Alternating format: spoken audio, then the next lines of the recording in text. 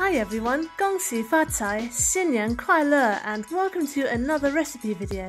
And today I'm making these crisp but melt in the mouth coconut cookies called Kuih Bangkit, which are another popular Chinese New Year snack in Malaysia. Yesterday was the first day of the Lunar New Year, which is why I've been making so many festive snacks.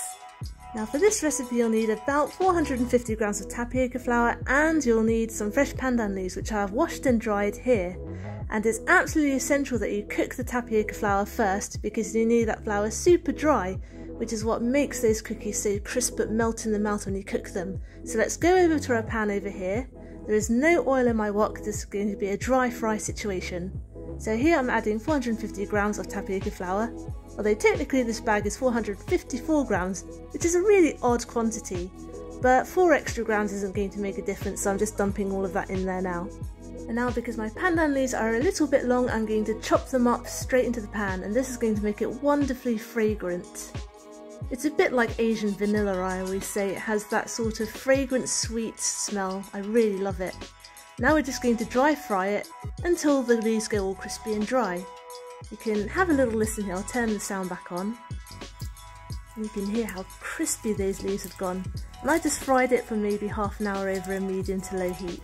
And keep stirring, but stir carefully, otherwise the flour will go everywhere. Now I'm just going to let that cool completely, and then I'm going to sift it and get rid of the leaves. When I say Asian vanilla, I mean in the way and frequency it's used, by the way. They're completely different plants. This is like a pine leaf, whereas vanilla actually comes from an orchid. Anyway, science lesson over. We're preheating the oven to 150 degrees C, and yes, that is quite cold. Here's a quick look at some of our key tools and ingredients. Here I have my Kuih Bangkit mould. They're traditionally wooden, but I have a modern-ish plastic one here. And this is essential, use coconut cream, not coconut milk. You don't want to add any extra unnecessary water in this. You want as much fat content as possible, because these are kind of like shortbread cookies. So let's go. We're going to take 2 egg yolks, and we're going to discard the whites. I actually keep them in the fridge and make a sort of souffle egg white omelette later on, but you don't need them for this recipe, so just keep them aside. And to the egg yolks I'm going to add 130 grams of caster sugar and a pinch of salt, which I've actually ground down in my pestle in order to make it really fine, but you don't have to do that. I'm giving it a whisk, and then I'm realising actually I should add some of that coconut cream now, so I'm adding half in, and I'm going to give it a whisk and incorporate it all here. Only add half of the coconut cream in, mind you, at the moment. You don't need to use all of it, and you may not need to use all of it right to the end, because things like how big the egg yolks are and even how humid the air is will greatly affect how much moisture your flour will absorb. So to our mixture we're going to stir in just 380 grams of the cooked tapioca flour.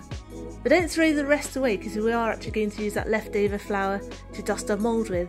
So just use 380 here.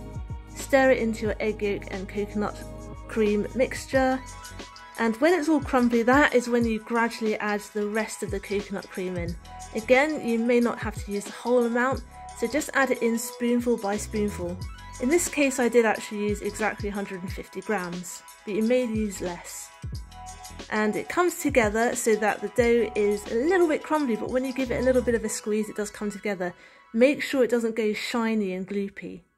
Right, now it's time to cry at my initial failure. You want to flour the mould really generously. See this little piddly amount I'm doing here? Yeah, not enough, and I'm about to be very sad. I shouldn't have even tipped out that extra there, I really needed that. And the idea is you grab small amounts of dough and you press it just like this into the mould.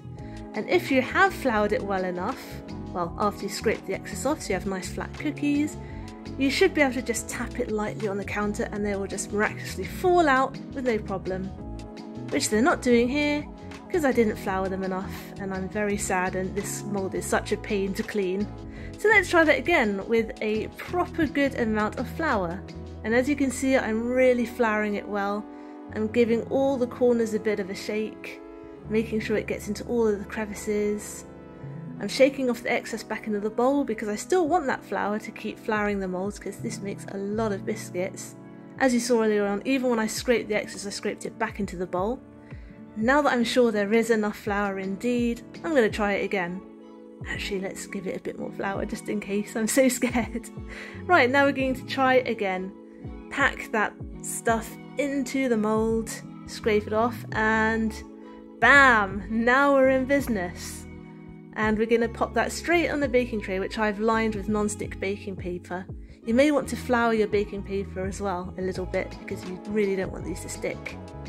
And these are absolutely gorgeous. You can get loads of different shapes and lots of different shaped moulds too. And I'm just going to do this again and again and again. And I actually ended up with exactly 120 biscuits, which is perfect.